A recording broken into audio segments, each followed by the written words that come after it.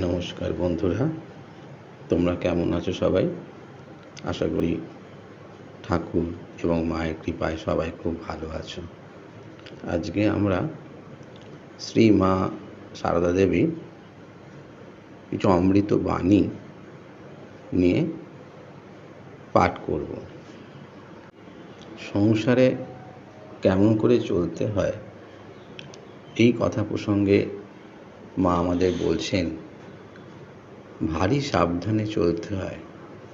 প্রত্যেক কর্মের ফল ফলে কাউকে কষ্ট দেওয়া, কটু কথা বলা ভালো নয়। কর্মফল ভুগতে হবেই। তবে ঈশ্বরের নাম করলে যেখানে ফাল সেঁধুত সেখানে ছুঁচ ফুটবে। জপ তপ করলে কর্ম অনেকটা খণ্ডন হয়। মা বলছেন, কাজকর্ম করবে বই কি, কাজে মন ভালো থাকে। তবে জপ, ধ্যান, প্রার্থনা বিশেষ দরকার।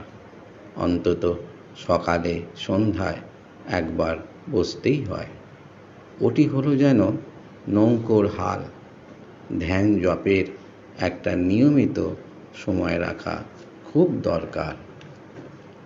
মা বলছেন, মেয়ে মানুষের কাজই লক্ষ্মী। আমার মা বলতেন, যে খুব ভালো করে রেঁধে বেড়ে লোকজনকে খাওয়ায় তার ঘরে মা অন্নপূর্ণা অচল হয়ে অবস্থান করেন। জপ প্রসঙ্গে বলতে গিয়ে জননী সারদা দেবী আমাদের বলছেন, এত জপ করলামই বলো আর এত কাজ করলামই বলো, কিছুই কিছু নয়। মহামায়া পথ ছেড়ে না দিলে কার কি সাধ্য? হে জীব, শরণাগত হও, কেবল শরণাগত হও, তবেই তিনি দয়া করে পথ ছেড়ে দেবেন। মন স্থির করে একবার ডাকলে লক্ষ জপের কাজ হয়।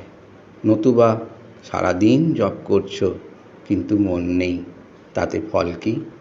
মন চাই, তবেই তার কৃপা।